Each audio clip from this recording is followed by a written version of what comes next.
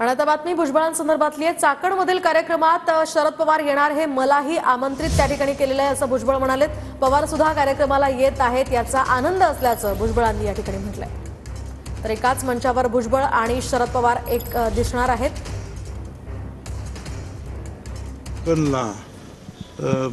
महात्मा ज्योतिराव फुले आणि सावित्रीबाई फुलेंचे पूर्णाकृती पुतळे उभे करण्यात आलेला आहे।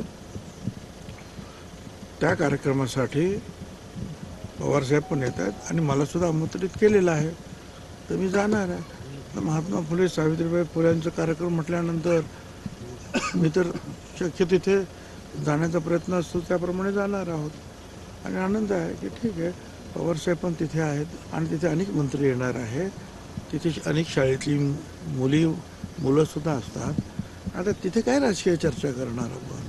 आजच्या कार्यक्रमात कुठेच अजित पवार नसणार आहेत। मला माहीत नाही ते सध्या कुठे आहेत, ते मुंबईत असतील तर कदाचित येतील सुद्धा आणि बाहेरगावी असतील तर कदाचित त्यांना शक्य होणार नाही।